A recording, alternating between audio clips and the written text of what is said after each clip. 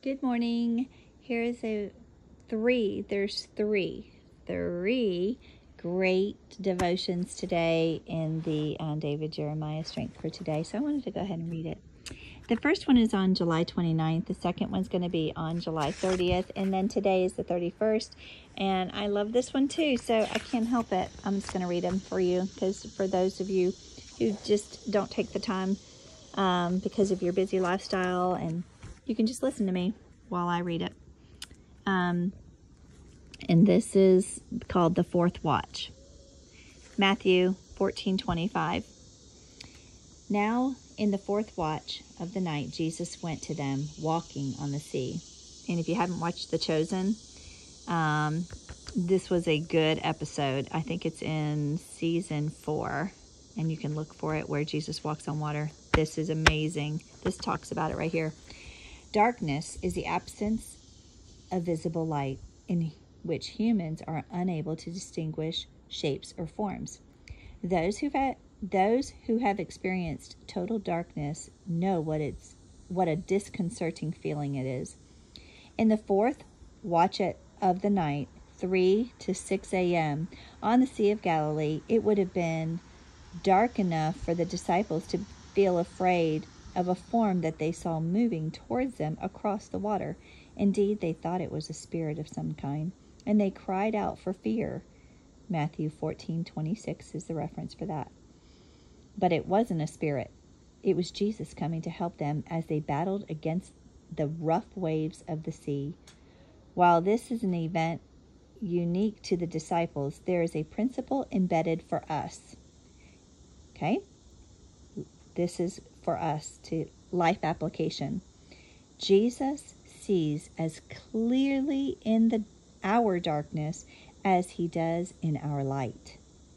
Our vision may be limited in times of darkness, but Jesus, is not. If you find yourself today in a dark place where it is hard to see Jesus, do not worry. He sees you in your moment of need, and he will come and he will comfort you. Believe this. Jesus will always be there for you, and he will comfort you even when you feel alone, depressed, or just not close to him. But you have to seek him and find him, and he will be with you. Trust me. Then there's good habits on July 30th. The reference is Colossians 3:10. Put on the new self, which is being renewed in knowledge in the image of its creator, which is God. Raphael, who studies psychology and of entrepreneurship, interviewed 21 billionaires and found out they had the 6 core habits. 6. 1, they wake up early.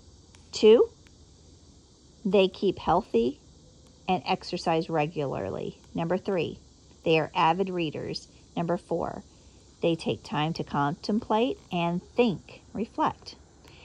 Number 5, they develop routines and rituals. Number 6, they practice discipline and self-control. Woo-wee! These are the things that when he interviewed the 12 billionaires, he found out these 6 things they all had in common. Being a billionaire is overrated, but building a biblical personality is vastly underrated.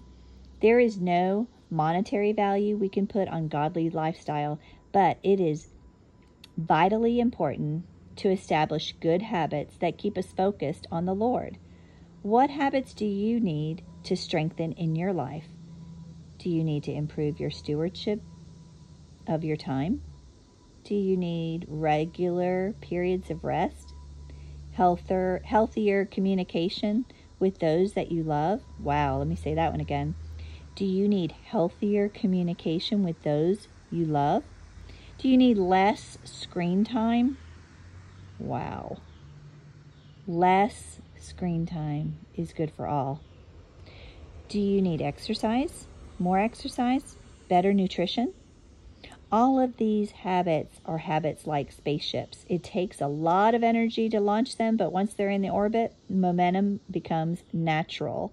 So don't be discouraged. Work on a new habit today. And this is the last one. It's July 31st. It's called The Bond of Love. This one, you know, I've been married to Danny for like 32 years now. And let me tell you, I love him. I do. But nothing comes easy in marriage. You have to work at it. This one says, husbands, love your wives just as Christ loved the church and gave himself for her. It is no surprise that the Apostle Paul used marriage to illustrate the bond between Christ and his church in Ephesians 5:22 through 33. The most basic explanation is because both are based on a relationship. Just saying I do at the altar is only the beginning in marriage. Saying I believe to Christ is only the beginning of that relationship as well. Married couples will agree. Marriage is a never-ending journey.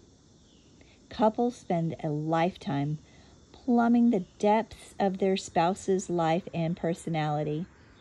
True love means always seeking to love a spouse better and more deeply. Likewise, entering into a relationship with Christ means the same, spending a lifetime getting to know him and learning to love him better and more deeply.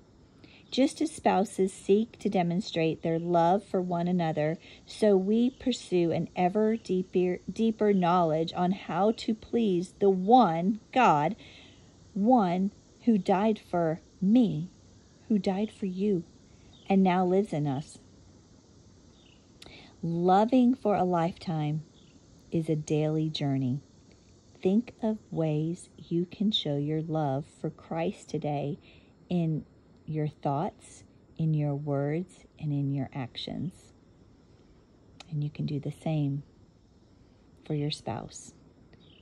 Think of ways that you can show you love your spouse today in thoughts and words and actions.